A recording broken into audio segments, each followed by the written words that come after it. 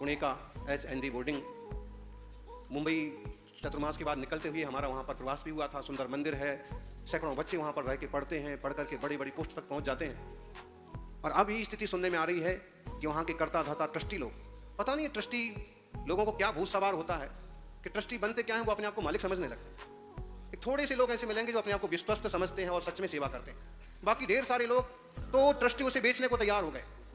आज की स्थिति में उसका मार्केट मूल्य किया जाए तो एक लेख हमारे पास आया, अगर हम उसकी कीमत देखने जाएं 1034 करोड़ 88,80,000, मतलब 1000 करोड़ की वो संपत्ति है और उसे केवल 2.5 करोड़ के लालच में बेचा। इससे संबंध एक संस्था थी, एक बहुत बड़े सेठ हुए बालचंद सेठ, जिनके नाम से बालचंद नगर है, और अपने जमाने में भारत में पहली 4 व्हीलर कार बनाने का उन्होंने कारखाना लगाया था। तो और देश के लिए बड़ा काम किया था, नेहरू जैसे लोग उनके प्रशंसक थे, और एक जैन श्रावक, और जहां भी वो ये बनाते थे फैक्ट्री या कुछ भी, वहां एक जैन मंदिर जरूर बनाते थे।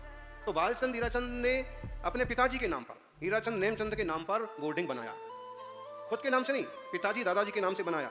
सोलापुर में भी बहुत कुछ बनाया और भी देश में बहुत कुछ बनाया, लेकिन अब वो बेचने की कगार पर है। अगर इसका विरोध हुआ, ठीक ढंग से उनको अकल दी गई, तो ये संस्था बच सकती है, वरना जैसे कुछ और बोर्डिंग्स बेच दिए गए, पुरखों की संस्थाएं बेच दी गई, वही हाल इसका होगा। और ये किसी की संपत्ति नहीं है, ट्रस्टी बेचने के अधिकारी कभी नहीं होते हैं, संविधान इस बात को कहता है। वो सामाजिक संपत्ति है, ट्रस्टी सिर्फ उसके रखवाले। नेमचंद हीराचंद और एक ये जवेरी, माणिकचंद जवेरी, उनने भी बोर्डिंग्स वगैरह रखे, लेकिन ये लोग जो है ना धर्म समाज के लिए बहुत काम। ऐसे उन जमाने में उन्होंने अपने बल पर बड़ी बड़ी संस्थाएं खड़ी की थी कि हमारे सामान्य दर्जे के विद्यार्थी यहाँ तक आए, रहें, पढ़ें और समाज तरक्की करे। जिस तरह का काम होना बिल्कुल गलत है।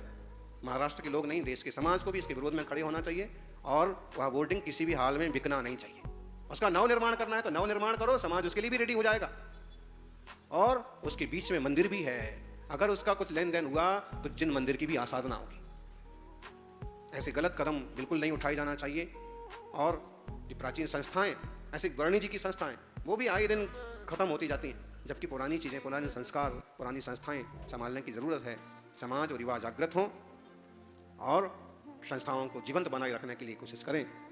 किसी भी हालत में उन्हें का ये HND बोर्डिंग हाथ से नहीं निकलना चाहिए। समाज की संपत्ति समाज के पास में रहना चाहिए। और बात कितनी गंदी है कि सौदा भी हो गया और एक फर्म को बेच भी दिया, और सुनते हैं कि उस फर्म ने उसको भाड़े पर भी दे दिया। लेकिन जब तक समाज सोई है तब तक ये सब कुछ संभव है। समाज जागे और सही के लिए विरोध करना सीखे तो निश्चित रूप से उस चीज़ को संभाला जा सकता है, वरना हजारों विद्यार्थियों का भविष्य अंधकारमय होगा जो वहाँ